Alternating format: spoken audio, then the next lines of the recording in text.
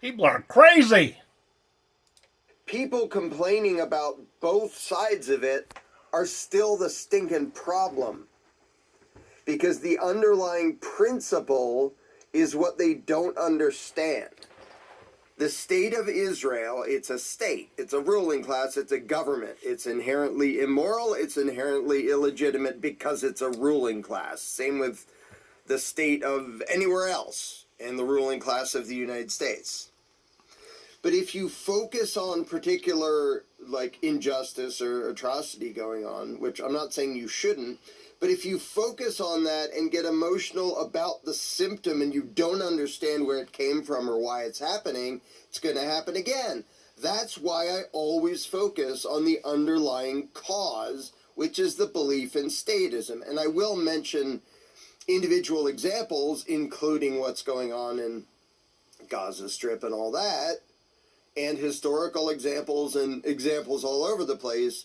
But the principle is what matters. And if there could ever be the perfect example of that right now, it's Israel and Gaza and Palestinians. Because you have lots of people on both sides who think in terms of groups. Our group has been wronged by your group. So your group is bad and our group is good. And therefore it's okay for us to use widespread violence against your group. Not just the individuals who actually used violence in the other direction, but just anybody in your group, because our group is good. So when people wave the Palestinian flag or when they wave the Israeli flag, it's a fair guess that they're still doing the pack mentality stupidity, even if their anger is completely righteous and justified because they're responding to something horrible and unjust and innocent people suffering, little children being blown up. Okay, so we're talking about one group of elitists versus another, and who's doing the fighting for them? One question we may want to ask ourselves is, do we really have a dog in this fight? Okay? And who are we fighting for? And why? I've been to war 3 times, thank you very much. So yes, I'm entitled to an opinion, even if you don't like it. Out of my face. And you know what? Get it out I of would my have been face. right. Back out of my face. I don't have to move. Yes, you do. No, I don't. Yes, you do. Go ahead. Show me. Show me why I have to Do move. you think you're smart? Are you really that upset with getting old and being powerless? I'm not old you're and gonna I'm get not some- powerless. Sure. Okay, you're changing the subject, gutter trash. But here's the problem. Motherfucker. Sure you are. Try me. I'm trying to. So I'm going to record all the information on your vehicle now. Okay, he does record the vehicle information. Why? So he can steal it, or worse. Hey, you talk to us like that, you big old slab of meat. Come on, Junior. No, you don't know who you're messing with. Jesus. We're from fucking Memphis, asshole. We stuff twinks like you full of rocks and sink you in the Mississippi. You know, you're lucky, or send some of my badass friends to go do it. Find your fucking house. How about that, asshole? Come on, Junior. Yeah, that's what I'm gonna do. I'm gonna take a photograph of your license plate with my telephone, send it to my friends who can get your address from DMV, come to the house, and fuck you up, you motherfucker. That's why Jason Gutter Trash gets the information and VIN number and license tag off of people's vehicles. Yeah. And when he goes to a post office, he always asks for that receipt. Why? Because there's information on that receipt so he can fill out the survey and give a negative reaction to the experience at the post office. Officers that I could produce a receipt, and they just rolled their eyes and said, "You're coming with us." This father and son were arrested for stealing sand. But there's one problem. They didn't steal it. It was definitely paid for. And now the sheriff's department and Walmart are pointing fingers at each other. Forsyth County sheriffs showed up at Michael Cruz's house to arrest him and his... Okay, if you are black, you stay away from Forsyth County, Georgia. It's not safe, okay? And Forsyth County, you got a lot of inbred SOBs. It's like... It's like Deliverance on steroids. By the way, Deliverance, the movie, yeah, it's a true story. And it took place in Georgia, of course. But that's not why I'm showing this. his 18-year-old son. Loss prevention at the local Walmart showed police this video of the father and son walking out with bags of sand, Stating that they didn't pay for it, but they did pay for it, and that was seen on video. They just had to rewind it a little. When Forsyth sheriff showed up to arrest Michael and his son, he said he could produce the receipt, but the sheriff deputies wouldn't allow him to retrieve the receipt. Instead, both father and son were arrested and spent the night in jail. After a news station contacted the sheriff's department about the story, a detective went back up to that Walmart to review the full video. After he did, the charges were dropped against Michael and his son. Their bond was returned and their record was also expunged. Okay, Forsyth County, Georgia, that place is nuts. Okay? You don't expect anything good to come from that. As the Bible said, you don't get good fruit from a bad tree.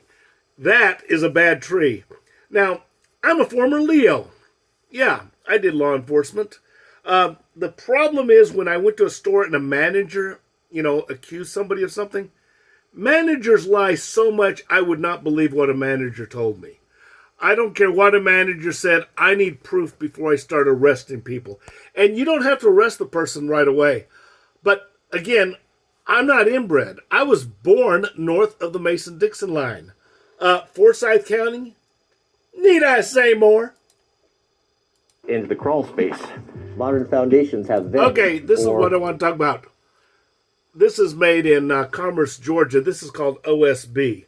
Now, he's talking about a crawl space in the house. Stupid idea. Doomsday bunker, stupid idea. Okay? And OSB, you are out of your mind. This is the OSB that's supporting the house. Yeah, your house is going to cave in. This stuff is nasty.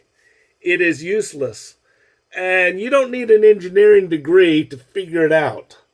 This is just scrap rubbish board that's been glued together. A crawl space, idiotic idea. I know that the guy making this video, he's not such a bad guy, but stupid ass idea. Crawl space, dumb shit. OSB, dumb shit. Need I say more? You guys were fine, bro. You guys were fine until you got in his face. You want to fight or something? That's why you got in my face? All right, so why you keep saying what I'm going to do? Why you keep saying what I'm going to do then? You fucking punk? Because you're a punk. You're a punk. Take off your gun and badge and let's do something then. These two clowns have violated two laws. The first is fighting words. Bear with me here. The United States Supreme Court defined fighting words as words which by their very utterance inflict injury or cause an immediate breach of the peace. So fighting words is generally confined to direct face-to-face personal insults. Back away! Back away! You want to fight or something? That's why you got in my face? All right, so why you keep saying what I'm going to do? Why you keep saying what I'm going to do then? You fucking punk? Because you're a punk. You're a punk. Take off your gun and badge and let's do something then. Fighting words. Is this where you approach someone and you literally provoke them into violence? Yes, like slapping them with gloves across their face before My a dear duel. sir. Exactly. Fighting words is provoking someone to hurt you, perhaps. That's exactly right. That you impugn their honor to the point that a rational person would have to respond by slapping you in the face. Well said. You fucking punk, because you're a punk. You're a punk. Take off your gun and badge and let's do something then. The second crime, disorderly conduct, is misunderstood by all auditors. They can use the F word at a cop. This is protected speech. But when children or families are present, it becomes disorderly conduct. Look in the back there, you will see children, and I'll show you some more scenes of children and families. Fucking knife in my hand, but you over here arguing with me and shit. There's kids. That guy was speeding 80. Frauditors lie. You got to lie to fraud it. Rip the cat.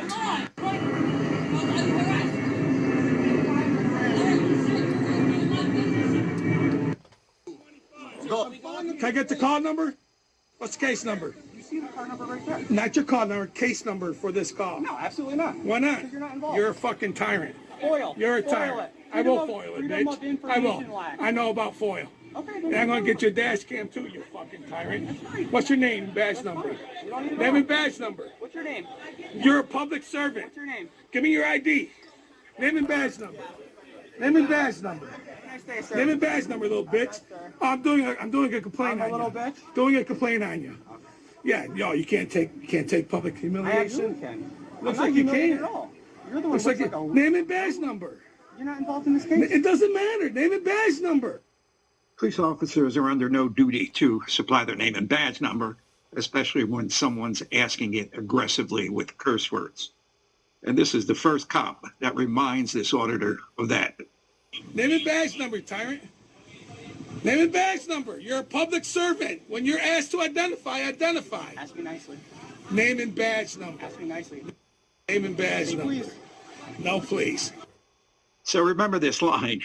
We see a lot of videos where auditors and other people are screaming at cops' name and badge number.